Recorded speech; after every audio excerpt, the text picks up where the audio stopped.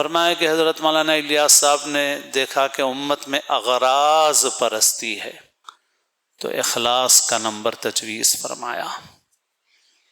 خلاصہ یہ کہ انسان کے اخلاص کو صرف پیسہ متاثر نہیں کرتا، کہ کوئی آدمی اگر کسی خدمت پر پیسہ لے رہا ہو تو ہم یقینی فتویٰ دے سکتے ہیں کہ یہ اللہ کے لیے نہیں کر رہا ہے، ایسا نہیں۔ ہم لوگ اداروں کے کام کرتے ہیں، ایک آدمی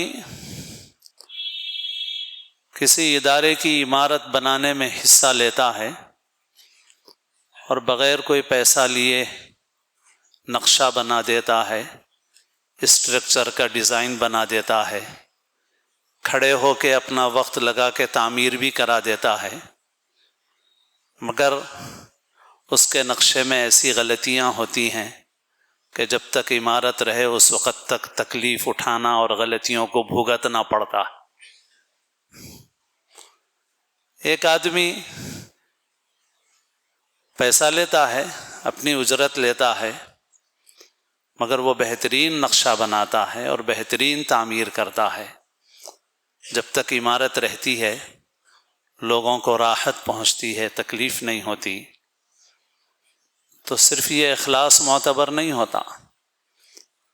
کبھی ایسا ہوتا ہے کہ ایک آدمی بغیر پیسہ لیے کام کرتا ہے، کام خراب کرتا ہے، ایک آدمی پیسہ لیتا ہے اور کام اچھا کر کے دکھاتا ہے، لیکن پیسہ اپنی ضرورت کے لیے لیتا ہے وہ، تو ہم یقینی طور پہ کوئی فتویٰ لگا دیں گے کہ اس کو کوئی ثواب نہیں ملے گا۔ تو اخلاص کو صرف پیسہ ہی متاثر نہیں کرتا۔ جو آدمی عمل، اور جیسے گزشتہ میں نے عرض کیا بعض بزرگوں کا ملفوظ کہ اخلاص ایک راز ہے جو اللہ تعالیٰ جس کے سینے میں چاہتا ہے رکھ دیتا ہے۔ ایک آدمی پیسہ لے رہا ہو تو ہم یقینی طور پہ فتویٰ لگا دیں کہ یہ اللہ کے لیے نہیں کر رہا ہے، ایسا نہیں کر سکتے ہم۔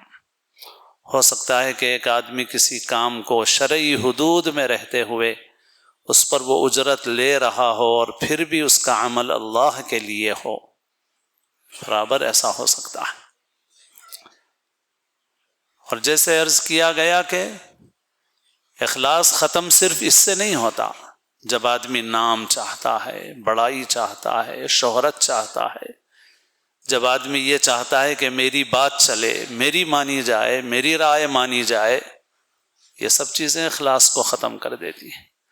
ایسے ہی جب آدمی کے پیش نظر اغراض ہوتی ہیں، ہجرت جیسا اونچا عمل کر رہا ہے مگر غرض ہے اس کی، اور غرض یہ ہے کہ فلاں عورت سے میرا نکاح ہو جائے، تو اس کا یہ عمل اللہ کے لیے نہیں سمجھا جائے گا۔ اس نے ہجرت کا عمل کیا مگر اس عورت سے نکاح کے لیے کیا۔ غرض یہ ہے کہ ہر بندے کو اللہ سے ڈرنا چاہیے،